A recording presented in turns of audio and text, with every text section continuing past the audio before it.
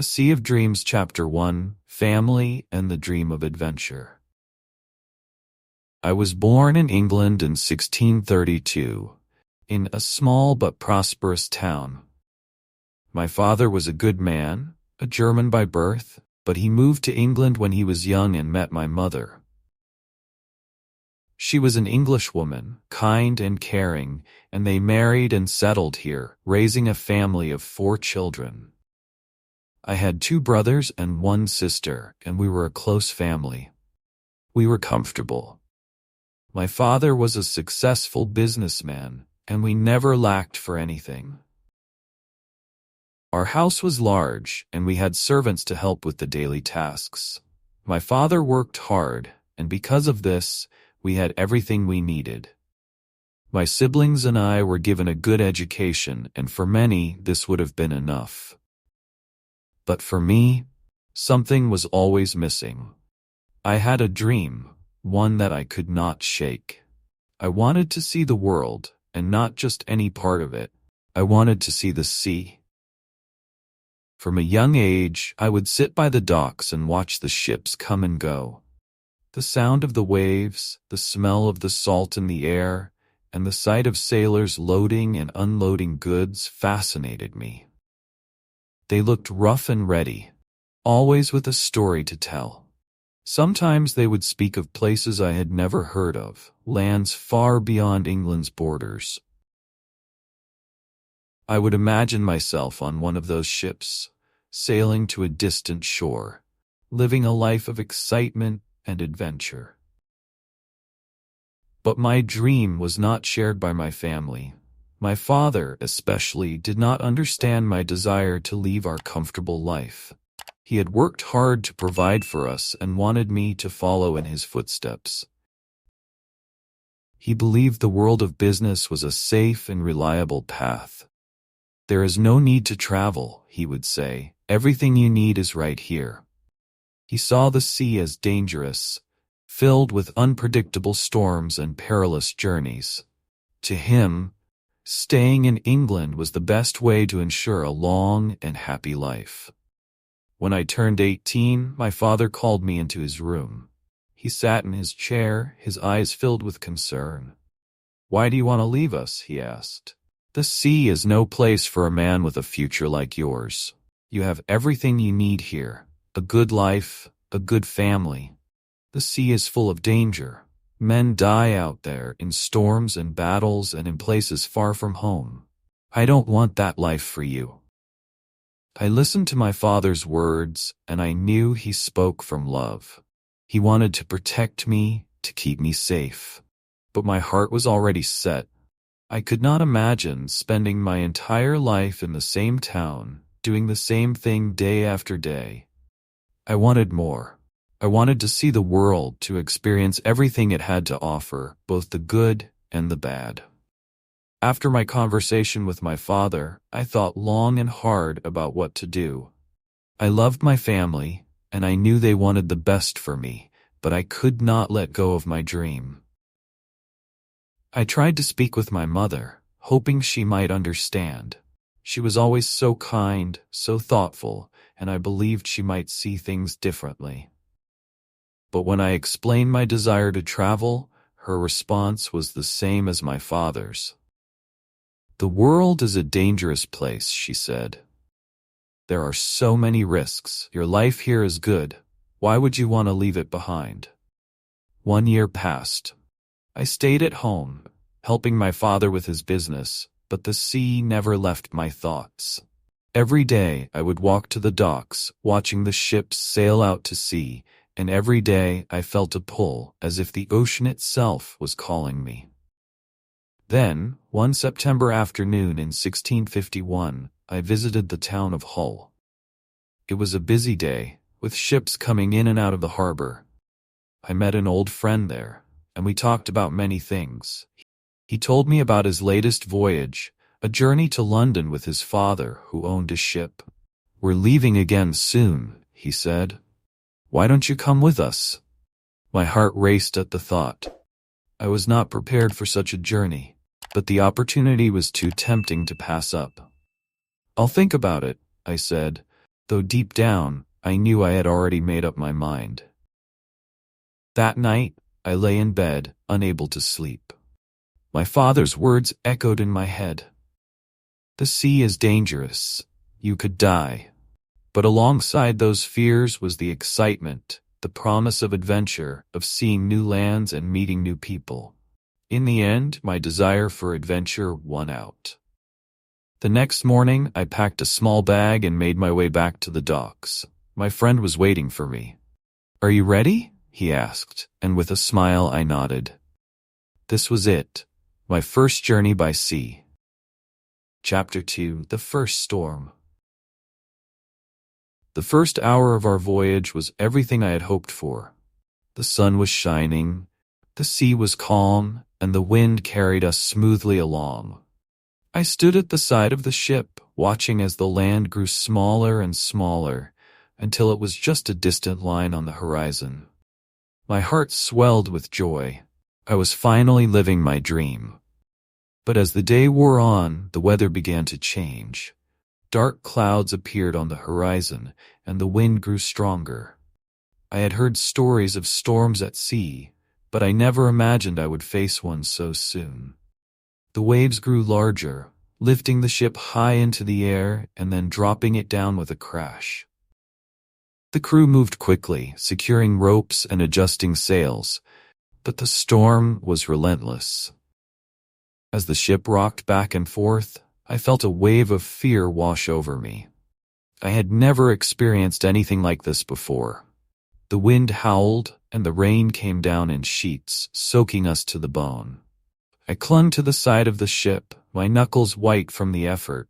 The sea, which had seemed so beautiful and peaceful just a few hours ago, was now a raging beast, determined to swallow us whole. Another ship appeared in the distance, and they sent a small boat to rescue us. The men on the boat risked their lives to save us, and I will never forget their bravery. One by one, we climbed into the small boat, leaving our sinking ship behind. 15 minutes later, our ship disappeared beneath the waves. We were safe, but I was still shaken. I had come face to face with death, and I wasn't sure if I was ready for the life I had chosen. Chapter 3: Stranded and Rescued. The small boat rocked in the gentle waves as we moved slowly toward the shore. The storm had passed, leaving behind a calm sea and a clear sky, but the fear from the experience still lingered in my chest. The men around me were quiet, exhausted from the struggle. Some sat with their heads in their hands, others stared silently at the horizon, lost in their thoughts. We had survived, but barely.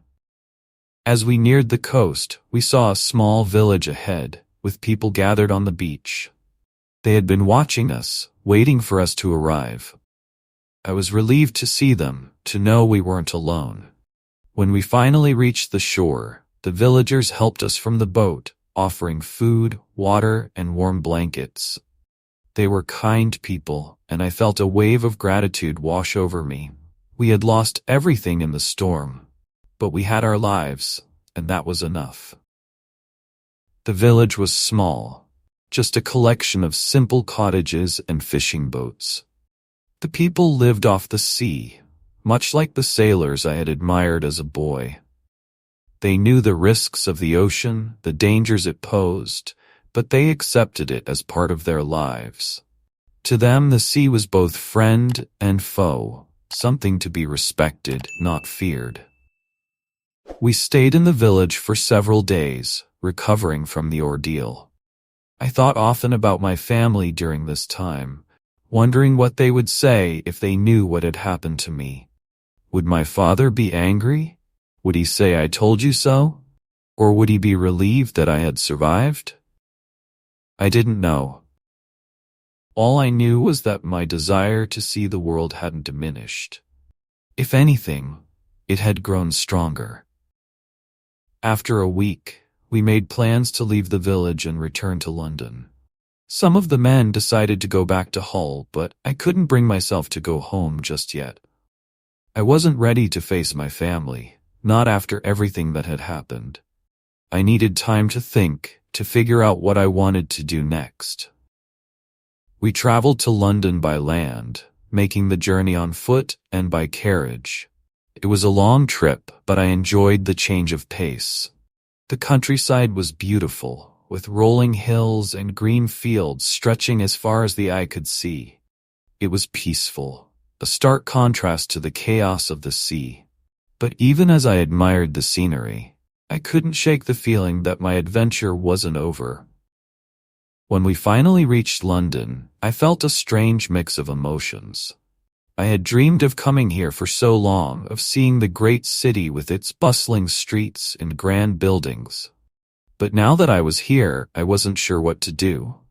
I wandered the streets for hours, taking in the sights and sounds, but there was a sense of emptiness inside me. I had come so far, but I didn't know where to go next. Then, by chance, I met a man who would change the course of my life.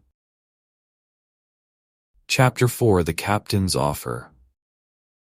As I walked through the busy streets of London, I passed by the docks where ships from all over the world were anchored. The sight of the ships brought back memories of my recent voyage, the excitement, the danger, and the storm that nearly ended everything. Despite the fear I had felt, I still found myself drawn to the sea. I couldn't help but watch the sailors as they loaded and unloaded cargo, their voices carrying over the sound of the waves. It was there that I met Captain James. He was a tall man, with a weathered face and sharp eyes that seemed to take in everything at once. He stood by his ship, giving orders to his crew, and I couldn't help but be impressed by his presence. He looked like a man who had seen it all, who had sailed to the farthest corners of the world and survived to tell the tale. I watched him for a while, unsure of whether I should approach, but something about him intrigued me, and before I knew it, I was standing before him, introducing myself. "Ah, another young man with dreams of the sea," he said with a smile. "What brings you here?" I told him about my recent voyage, about the storm and the shipwreck, and how despite everything, I still wanted to travel. He listened patiently, nodding occasionally as I spoke. When I finished, he gave me a thoughtful look. "You've had a rough start, but it seems you've got the sea in your blood. Not many would come back after what you've been through." I shrugged. "I suppose so. I don't know what it is, but I can't seem to stay away." "That's how it starts," he said, a hint of amusement in his voice. "You get a taste of the adventure, and before you know it, you're hooked." I smiled, feeling a sense of connection with this man. He understood the pull of the sea, the way it called to people like us. For a moment, I felt like I had found someone who could guide me on this path I had chosen. "I'm headed to Africa," he said suddenly, as if reading my thoughts. "It's a good journey, plenty of opportunities to make some money. We trade goods, things that are cheap here but valuable there. You could learn a lot on a trip like that." Africa. The word sent a thrill of excitement through me. I had heard stories about the continent, about its vast deserts, jungles, and the people who lived there. It was a place so different from England, so mysterious and far away. The idea of going there filled me with a sense of adventure I hadn't felt since before the storm. "You're offering me a place on your ship?" I asked, trying to keep the eagerness out of my voice. "If you're willing to work," he replied. "I don't take passengers. You'll earn your keep, but you'll learn a lot along the way." I didn't need to think twice. This was exactly what I had been looking for. "I'm in," I said, my heart racing with excitement. "Good," he said, clapping me on the back. "We leave in a week. Get your affairs in order and be ready." For the next few days, I prepared for the journey. I bought a few supplies with the little money I had left, and said goodbye to the friends I had made since arriving in London. I wrote a letter to my family, telling them I was safe but not yet ready to return home. I didn't tell them about my plans to go to Africa. I knew they wouldn't approve.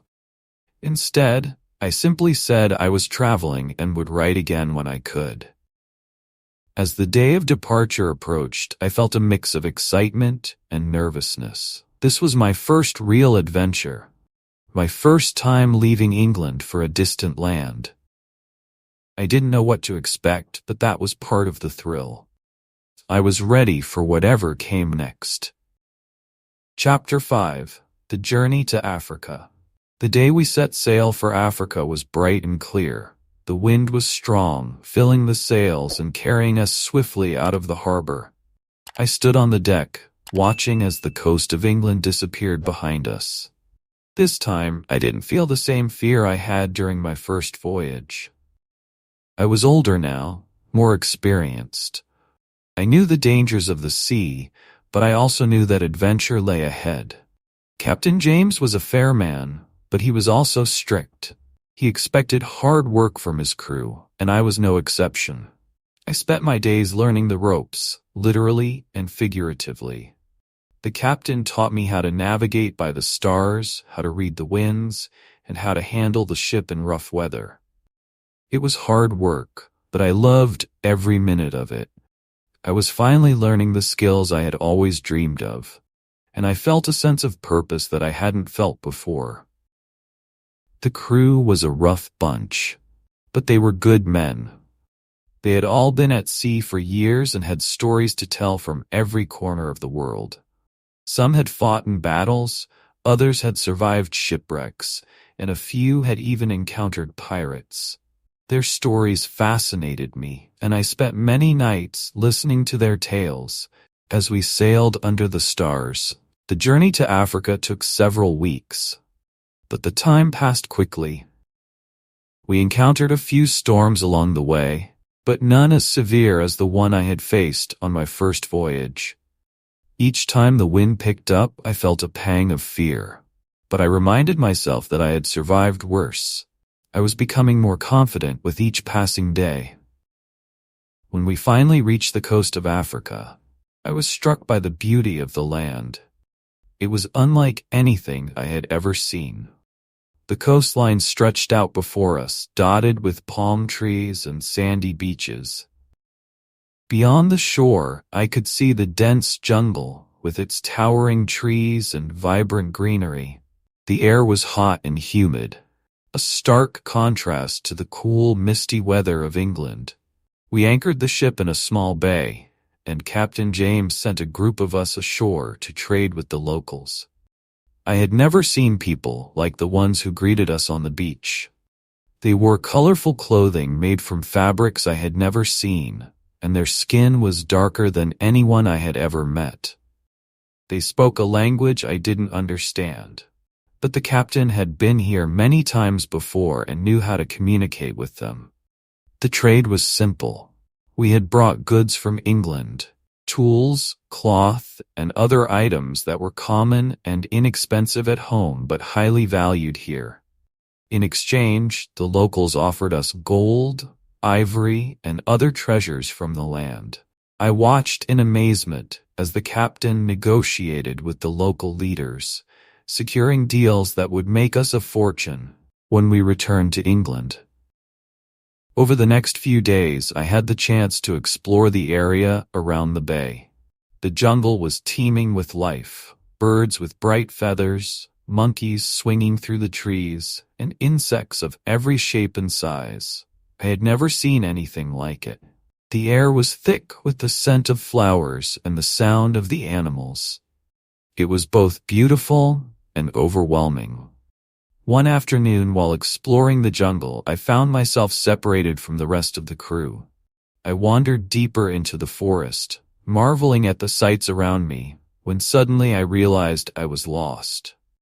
The trees were so dense that I couldn't see the sky, and the sounds of the jungle seemed to close in around me. Panic began to set in as I realized I had no idea how to get back to the ship. For hours, I wandered through the jungle, calling out for my shipmates, but no one answered. The sun was beginning to set, and I knew that once night fell, I would be in even more danger. The jungle was full of wild animals, and I didn't want to be caught out here in the dark. Just when I was beginning to lose hope, I heard a voice in the distance. I ran toward the sound, and to my relief, I found one of the crew members. He had been sent to find me when the captain realized I was missing. We made our way back to the ship, and I promised myself I would be more careful in the future. Despite the scare, I was still fascinated by the land and the people. Africa was a place of mystery and wonder, and I knew I wanted to return someday. Chapter 6. Pirates in Peril. Our business in Africa was successful, and we prepared to head back to England with our cargo. I had made some money from the trip, enough to feel like I had accomplished something. But just as we were getting ready to leave, we encountered a new danger: pirates. It was early morning when we spotted the pirate ship on the horizon. At first, we thought nothing of it, but as it drew closer, we realized it was coming straight for us. Captain James immediately ordered the crew to prepare for battle. The mood on the ship shifted from one of excitement to one of tension in an instant. The crew scrambled to follow the captain's orders, securing the sails and preparing the cannons. I felt a mix of fear and adrenaline as I rushed to help. This was not the adventure I had envisioned, but it was the reality we faced. As the pirate ship approached, I could see the crew aboard it, rough men with wild hair and dirty clothes, their faces hardened by years of violence. They were a fearsome sight, shouting and waving their swords as they drew closer. I had heard stories of pirates, but seeing them in person was something entirely different. The reality of the situation settled over me like a cold blanket. This was not a story. It was my life. Captain James remained calm despite the chaos. He barked orders, directing the crew with precision. "Keep the cannons ready. If they get too close, we fire," he shouted, his voice strong and steady. I admired his bravery, but I felt my heart racing as the distance between our ships diminished. The pirate ship bore down on us, and I felt the ship tremble as we prepared for the impact. "Hold your ground," Captain James commanded. "Don't let them board." The moment the pirate ship came alongside ours, a flurry of chaos erupted. The pirates swung over onto our ship, brandishing their weapons and shouting wildly. I grabbed a nearby weapon, a cutlass that felt heavy in my hands, and prepared to defend myself. The first clash of steel rang out as crew members from both ships collided. I found myself face to face with a pirate, his eyes wild with excitement. He swung his sword at me, and I barely managed to block the blow with my own. The force of his strike sent vibrations up my arm, and I knew I had to fight with everything I had. In that moment, all my training and newfound skills came rushing back to me, but I also felt a wave of fear. This was life and death, and there was no turning back. The battle raged around me. The sounds of swords clashing, men shouting, and the roar of the sea filled my ears. I moved instinctively, dodging another swing from the pirate and retaliating with a thrust of my cutlass. My heart raced as I engaged in the fight, adrenaline surging through my veins. The chaos felt like a whirlwind, and I fought hard to stay grounded. But the pirates were relentless. They pushed us back, their numbers overwhelming. I fought alongside my crewmates, but I could see that we were losing ground. Captain James was doing his best to rally the crew, but it was becoming clear that we were outnumbered. Suddenly, I heard a loud crack. Our mast had been struck by cannon fire from the pirate ship. The sound echoed like thunder, and I looked up to see the mast splintering, threatening to come crashing down. "Get to the rigging," the captain yelled. "We need to stabilize the ship." I followed the order, scrambling up the rigging to secure the sails and prevent further damage. The ship swayed violently beneath me as I clung to the ropes, my heart pounding. From my vantage point, I could see the battle unfold below, the pirates fighting fiercely, some already injured, but their determination only seemed to grow. As I worked to secure the sails, I spotted one of the pirates climbing aboard our ship. He was making his way toward the captain, and I felt a surge of protective instinct. I knew I had to act. I descended from the rigging as quickly as I could, trying to make my way back to the main deck. My feet found the solid wood, and I rushed toward the pirate who had made it past our defenses. With a swift motion, I lunged forward, cutlass in hand. "Get away from him," I shouted. The pirate turned, surprised to see me charging at him. I swung my weapon with all my might, and the clash of our swords rang out in the air. We were locked in a fierce struggle, neither of us willing to back down. I could see the determination in his eyes, a wildness that matched my own. The fight was intense, and I felt the sweat pouring down my face as I dodged his blows and fought for my life. I had never been in such a situation before, but the fear only fueled my resolve. I was fighting for my crew, for my captain, and for my own survival. In a moment of clarity, I saw an opening. The pirate had overextended himself, and I seized the opportunity. With a swift move, I struck hard, knocking the cutlass from his hand. Before he could recover, I followed up with a blow that sent him sprawling to the deck. I stood over him, breathing heavily, feeling a mixture of victory and disbelief. I had fought and won against a pirate, but the battle was far from over. I looked around and saw that the crew was still engaged in combat, some battling fiercely while others had already been taken down. The tide of the fight seemed to shift with every passing moment, and I knew we had to regroup. Captain James called out for the crew to rally. "Form a line. We can't let them split us up." I ran to his side, ready to defend him and my fellow crew members. Together, we formed a barricade against the advancing pirates, determination driving us to stand our ground. As we fought, I noticed something that made my heart sink. The pirate ship was launching small boats toward our vessel, bringing even more men to the fight. They were trying to overwhelm us, and I knew we had to find a way to turn the tide. The captain spotted the incoming boats and made a decision. "We need to fall back and prepare to fire the cannons," he shouted. "Get the men to the lower deck. We'll use the cannons to defend ourselves." I helped usher the crew down to the lower deck, where we could prepare for the imminent assault. The sound of cannon fire and the clash of swords still echoed above us, a constant reminder of the chaos outside. My heart raced as we gathered around the cannons, ready to defend our ship. The captain assigned men to each cannon, ensuring that we were ready for the oncoming pirates.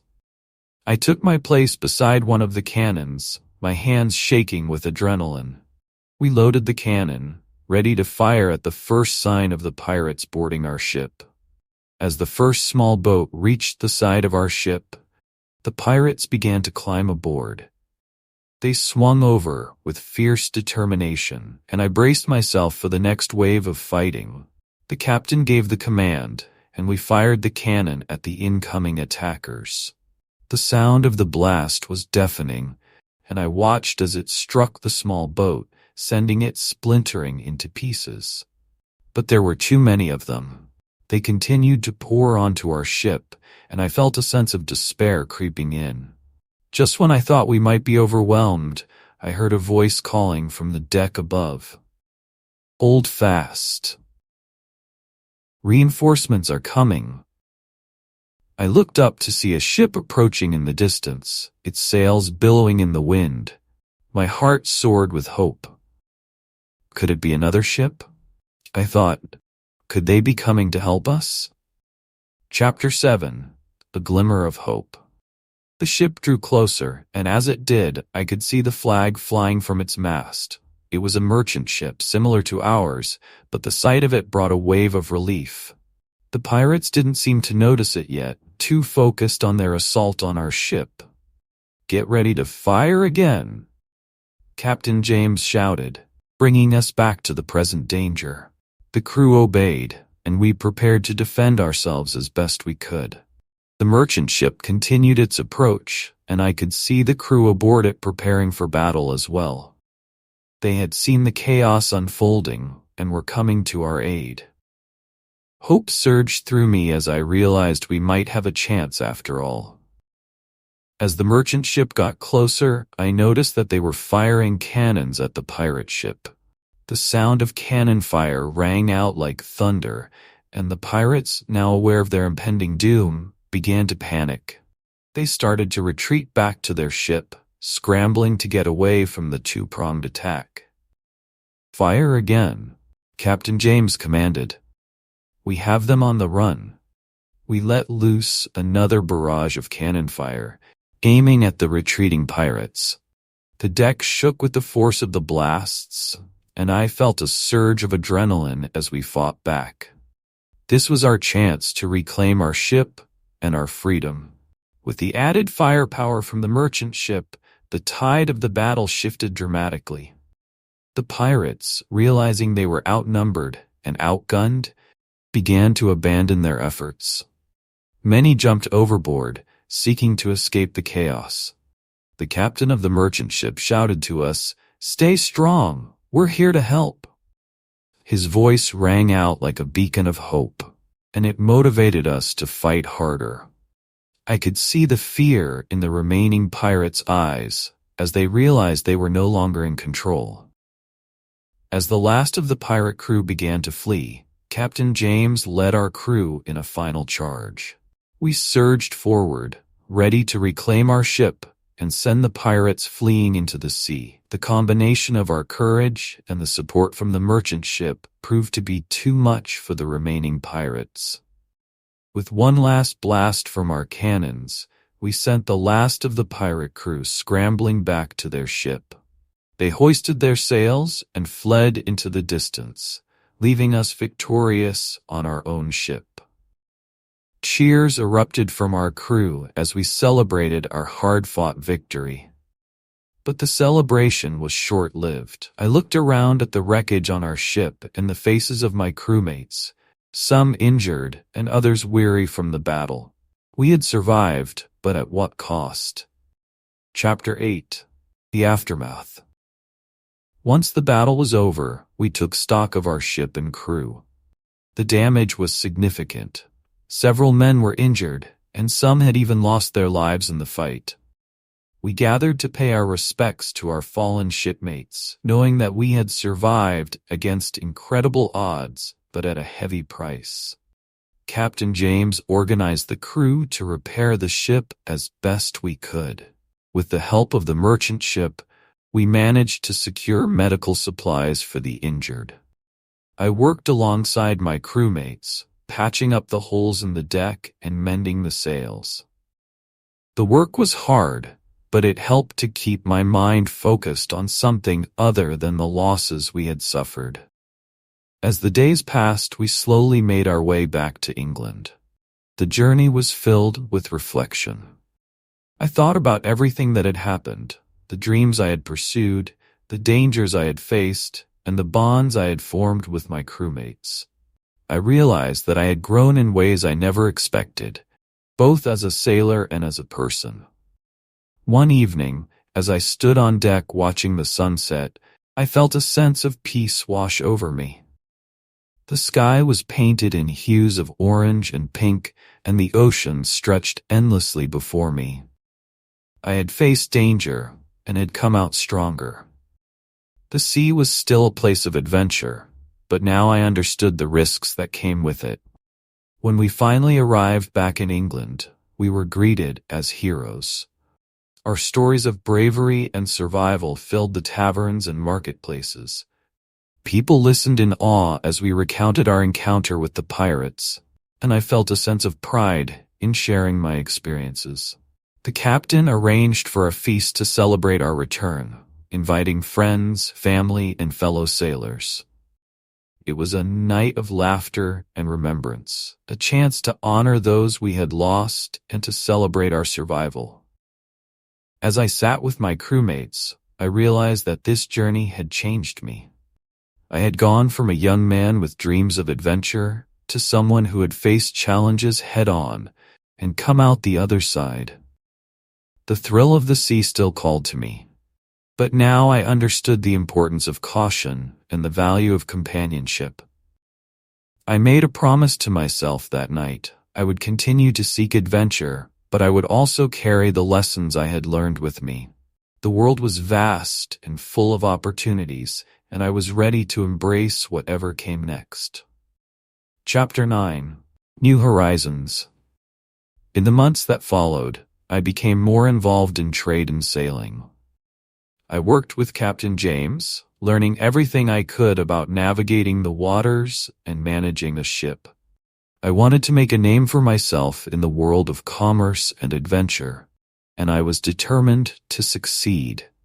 As I gained experience, I began to dream of new horizons. Africa had captivated me, and I wanted to explore more of its mysteries.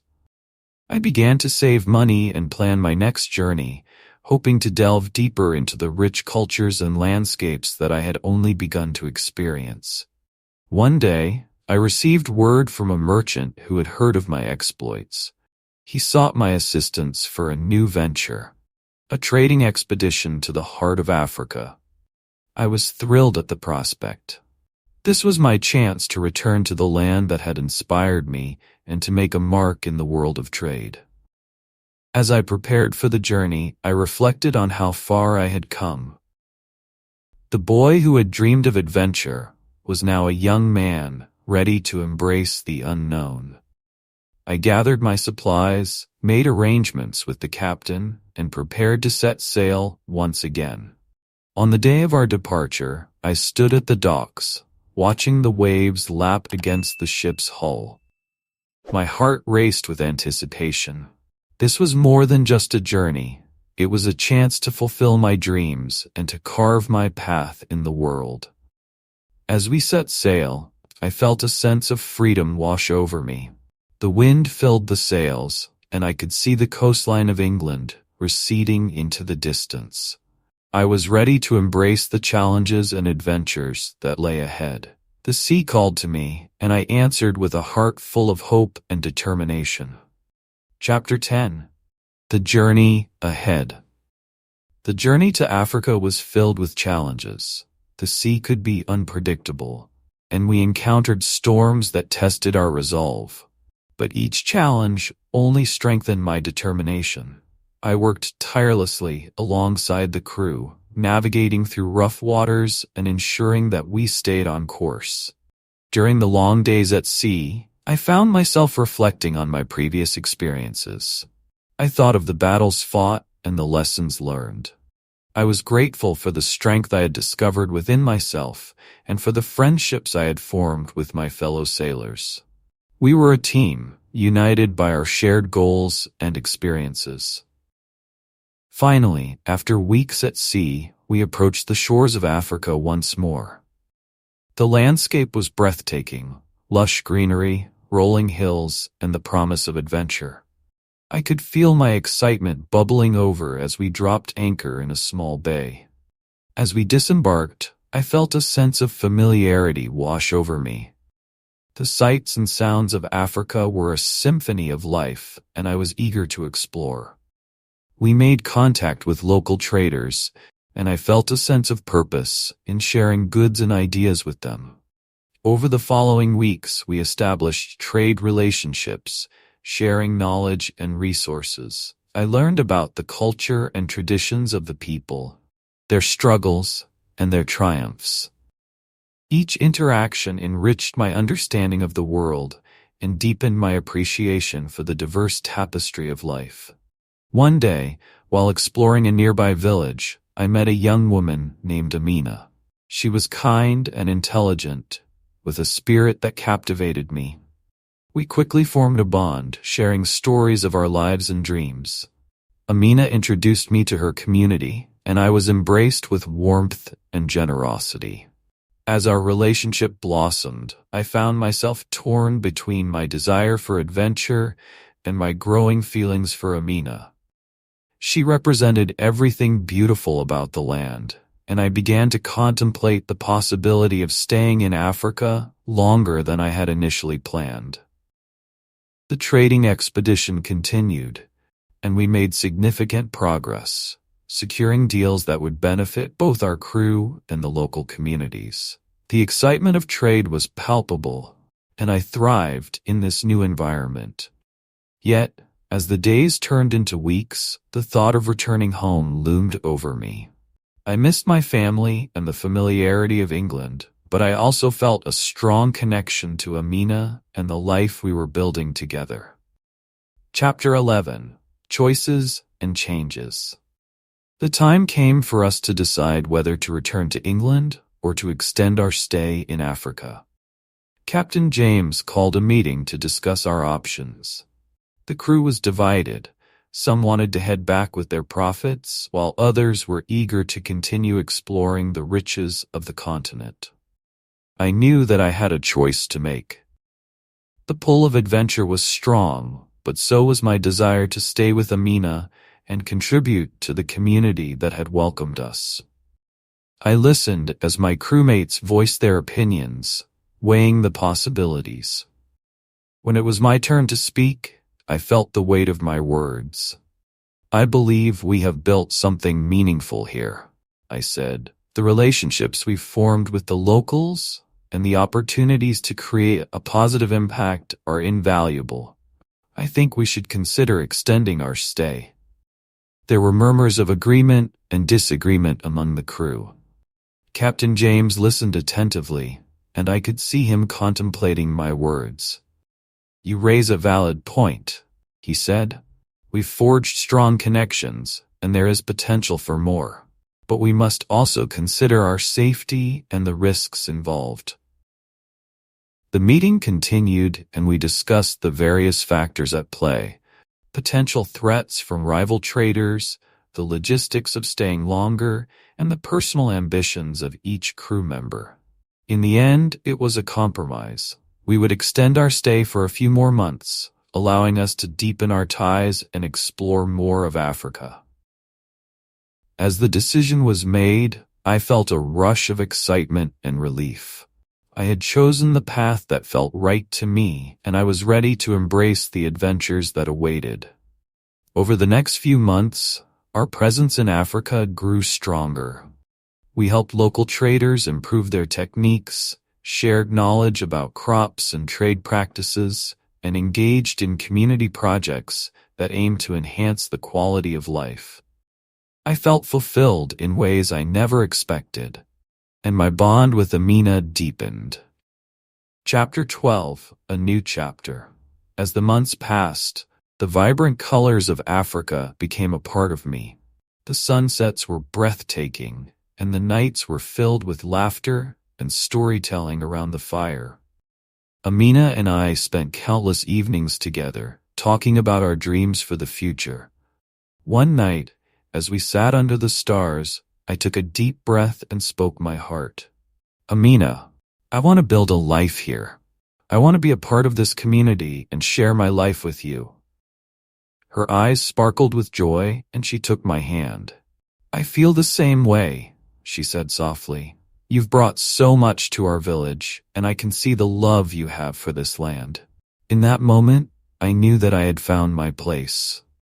The adventures I had once dreamed of had transformed into something deeper: love, connection, and purpose.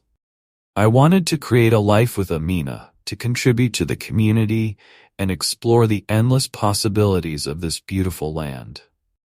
As we began to plan our future together, I felt an overwhelming sense of gratitude. My journey had taken me far beyond the dreams I had as a boy. Epilogue: A New Dawn. As the sun began to rise over the horizon, painting the sky in brilliant shades of gold and pink, I stood at the edge of the village, gazing out over the vast landscape of Africa. The journey I had embarked upon, one filled with dreams, danger, and discovery, had led me to this moment. I had once set out to seek adventure on the high seas, but now I realized that true adventure was about finding a place where I truly belonged. With Amina by my side, we watched the world awaken.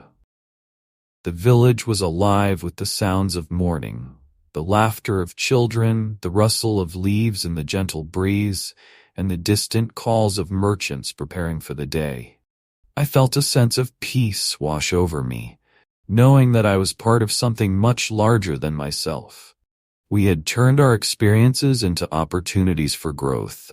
The knowledge I had gained on my travels was now being shared with the community, empowering them to improve their livelihoods and strengthen our bonds.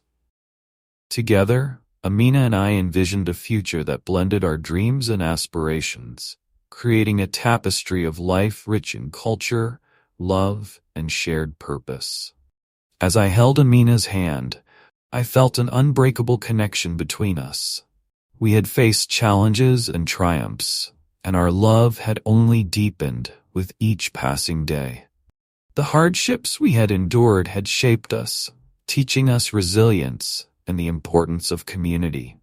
We were ready to embark on this new chapter together, embracing whatever came next with open hearts. In the years that followed, we worked tirelessly to cultivate our village, focusing on education, trade, and sustainable practices. The bond we formed with the local people flourished, and together we celebrated festivals and traditions, sharing in the richness of our shared experiences. I often reflected on my journey. The boy who once dreamed of adventure was now a man grounded in purpose and love. The sea still called to me at times, a whisper of adventure that would always remain a part of my soul. But I knew that the greatest treasure I had found was not in the vastness of the ocean, but in the warmth of the land, the laughter of my community, and the love of Amina. As we stood together, watching the sun rise on a new day, I knew that we were ready to embrace the future. We would continue to navigate life's adventures, not just on the seas, but in our hearts and in our community. Together, we would write the next chapters of our story, filled with love, hope, and endless possibilities. And so, as the dawn broke, I realized that I had truly come home.